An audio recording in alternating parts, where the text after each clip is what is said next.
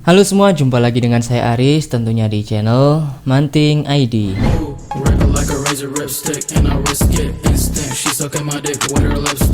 Oke teman-teman, di video kali ini saya akan sedikit mereview tentang aplikasi Bibit ya teman-teman. Jadi aplikasi Bibit sendiri ini adalah aplikasi jual beli reksadana ya, dan tentunya sudah memiliki izin dari Otoritas Jasa Keuangan atau OJK ya teman-teman. Jadi buat teman-teman yang ingin memulai investasi pertama kali, saya rasa reksadana ini sangat cocok sekali ya teman-teman. Seperti saya ini baru pemula untuk belajar investasi. Nah, sebelum kita mulai reviewnya, buat teman-teman yang belum subscribe channel ini, saya harap subscribe terlebih dahulu ya, dan jangan lupa untuk tekan tombol loncengnya juga supaya tidak ketinggalan video terbaru dari channel ini. Baik, langsung aja kita mulai reviewnya ya teman-teman. Nah, ini adalah portofolio saya sendiri sudah beberapa bulan menggunakan Bibit ya teman-teman, jadi baru aja, tapi saya sangat suka sekali dengan aplikasi ini ya. Ini tidak ada unsur apapun atau mengiklankan si Bibit ini murni saya memang suka ya teman-teman, dari segi apapun lah banyak sekali. Nah, uang saya saat ini di Bibit sendiri adalah senilai segini ya teman-teman, dengan keuntungan yaitu minus 59.000.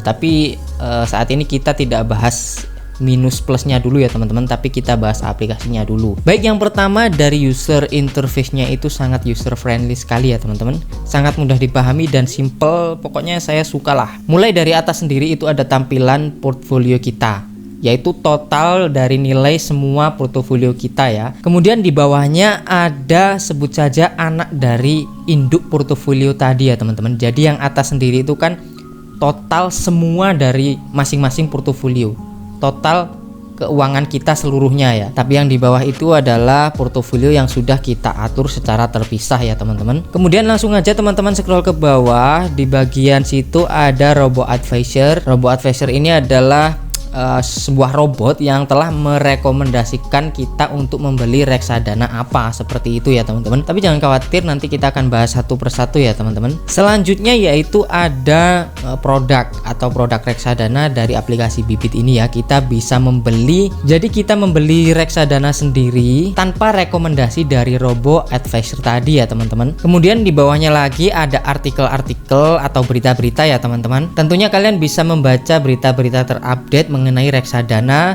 dan juga cashback dari aplikasi yang bekerja sama dengan Bibit ya teman-teman. Seperti contohnya biasanya GoPay, Link Aja, ShopeePay, ada juga Bank Jago biasanya ya teman-teman. Nah, baik, kita kembali lagi ke halaman atas ya. Dan buat teman-teman yang ingin mendaftar di aplikasi Bibit, teman-teman bisa gunakan kode referral saya ya, supaya teman-teman nanti dapat cashback 25.000 dari pembelian reksadana pertama kalian ya teman-teman. Nah, oke, di bagian portofolio akan saya tunjukin mulai dari pendidikan anak ya teman-teman. Dan teman-teman sendiri juga bisa merubah nama portofolionya atau juga menambahkan lagi sesuai yang teman-teman inginkan. Misalkan teman-teman ingin menambahkan portofolionya, teman-teman tinggal geser seperti ini sampai ada tanda plus seperti ini, lalu klik dan teman-teman buat portofolio sendiri. Jadi rencananya mau buat pernikahan, pendidikan, atau umroh, itu banyak sekali, dan namanya bisa diubah sendiri sesuai keinginan kalian ya teman-teman. Sebenarnya ini simple sih ya teman-teman. Kalau memang dibutuhkan mungkin saya akan buatkan di video terpisah. Di sini kita akan review portofolio dari Bibit ini dulu. Nah, jadi yang di portofolio saya yang namanya pendidikan anak ini kan ada sejumlah uang yaitu sekitar 4 juta lebih ya teman-teman. Atau biar lebih enak lagi tampilannya, teman-teman lihat yang di sini ya teman-teman. Klik portofolio ini. Nah, ini lebih enak ya teman-teman. Tapi ya tergantung masing-masing sih ya. Kalau saya biasanya lebih enak ini. Nah, di dalam portofolio anak itu saya taruh sekitar 4 juta lebih ya teman-teman. Dan posisi saat ini adalah minus. Ini dikarenakan saya di awal-awal belum ngerti apapun ya teman-teman. Jadi saya asal beli reksadana aja, dan saya saat itu beli reksadana yang lagi ngetren aja sih, yaitu Jarvis. Oke, sekarang langsung aja kita buka di portofolio pendidikan anak. Teman-teman langsung klik aja seperti ini. Nah, dana yang saya taruh di sini 4 juta tadi itu saya alokasikan di pasar uang, kemudian di obligasi 60% dan lainnya itu 23%. Jadi yang bikin minus ini ya di lainnya ini teman-teman. Kita coba lihat ya. Nah, ini Jarvis ini yang bikin minus portofolio saya. Karena pada saat itu pas ngetrennya itu returnnya sekitar 100% ya teman-teman. Jadi saya tergiur dan langsung top up. Nah, Jarvis sendiri ini adalah reksadana campuran ya teman-teman. Makanya di sini tertulis lainnya seperti itu. Reksadana campuran itu dana kita nanti akan dialokasikan di ya campuran, bisa saham, pasar uang, dan obligasi ya teman-teman. Beda lagi kalau seperti ini tadi, kalau memang saya beli di obligasi ya 100% dana saya dialokasikan di obligasi. Nah, kalau di portofolio obligasi ini saya masih untung ya teman-teman, masih hijau. Begitu juga di pasar uang, ini juga masih hijau, yaitu saya beli di MI atau manajer investasi BNI AM Dana Lancar Syariah. Nah, selanjutnya kita ke dana pensiun atau portofolio dana pensiun. Kalau di portofolio dana pensiun ini saya masih plus ya teman-teman. Dana di portofolio ini saya alokasikan di obligasi sama saham. Tapi ini rencananya di saham akan saya jual ya teman-teman. Karena setelah saya belajar, saya itu lebih suka di reksadana pasar uang atau reksadana obligasi ya. Kalau untuk saham itu saya kurang cocok aja teman-teman ya, karena returnnya tinggi, resikonya juga tinggi. Mungkin buat teman-teman yang ingin keuntungannya lebih tinggi, bisa beli reksadana saham ya teman-teman. Tetapi dengan catatan kalau bisa itu diambil jangka panjang. Misal akan diambil dalam jangka waktu 10 tahun ke depan, itu pasti untung ya teman-teman. Kalau saya pribadi, walaupun akan saya ambil dalam jangka waktu 10 tahun ke depan, saya tetap kayaknya akan di obligasi aja ya teman-teman. Sekarang kita akan coba intip sedikit di reksadana obligasi. Ini pertama-tama saat menggunakan aplikasi Bibit ya teman-teman. Jadi saya kurang ngerti ini manajer investasi bagus apa enggak, saya itu nggak paham.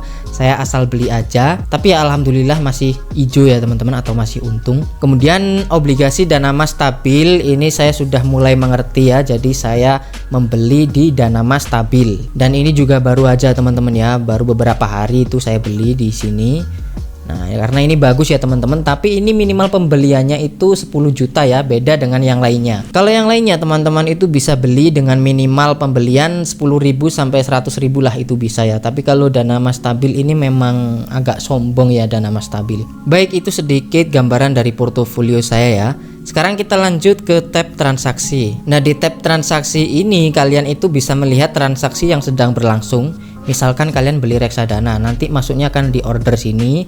Kemudian jika pembelian reksadana berhasil, nanti akan masuk ke history seperti ini ya teman-teman. Berikutnya yaitu tab support. Nah, di sini kalian bisa tanya-tanya langsung sama customer service-nya ya teman-teman.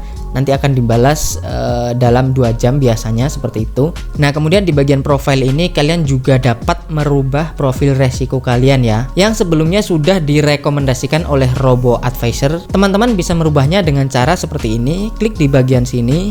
Nah, jadi simpelnya penjelasannya itu semakin tinggi levelnya, semakin tinggi resikonya ya teman-teman. Kalau teman-teman ingin aman yang pasti untung, ya pilih aja level yang paling rendah ya. Caranya dengan klik yang bagian minus ini.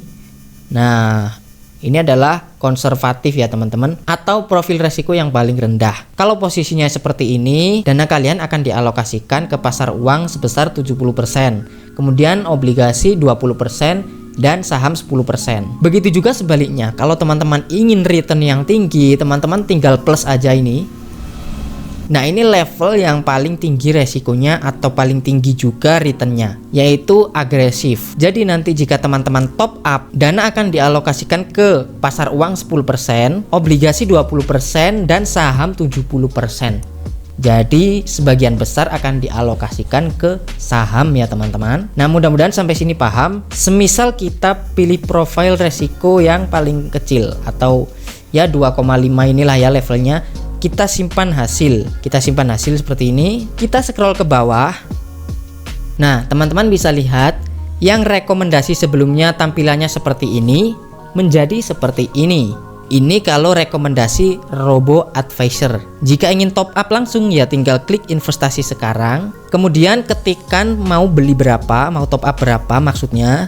Misalkan 1 juta seperti ini ya. Nah, 1 juta itu nanti akan dibagi-bagi dalam portofolio ini ya teman-teman. Apabila teman-teman nggak ingin mengikuti yang direkomendasikan oleh robot ini, teman-teman bisa langsung aja scroll ke bagian bawah. Nah, di sini teman-teman bisa ke explore juga bisa. Nah, Di sini langsung klik mau beli apa. Semisal obligasi, klik obligasi. Nah, di sini teman-teman bisa membeli reksadana obligasi dari salah satu manajer investasi. Jadi ini adalah manajer investasi ya teman-teman, bukan obligasinya.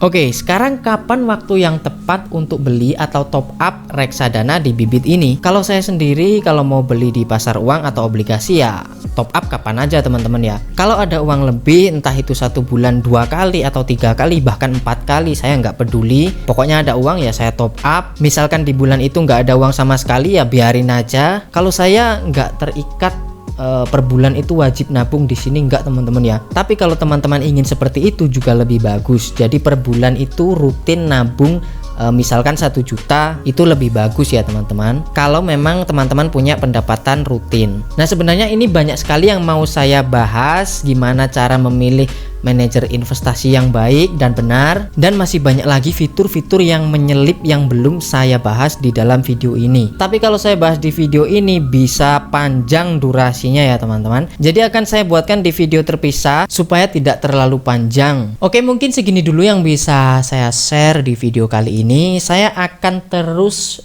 share perkembangan portofolio bibit saya ini ya teman-teman. Jadi kalian bisa pantau. Oke, terima kasih buat yang udah nonton sampai detik ini. Semoga sehat selalu semuanya. Jangan lupa untuk tekan tombol like, subscribe, and comment. Aktifkan juga tombol loncengnya. Baik, sampai jumpa lagi di video saya berikutnya.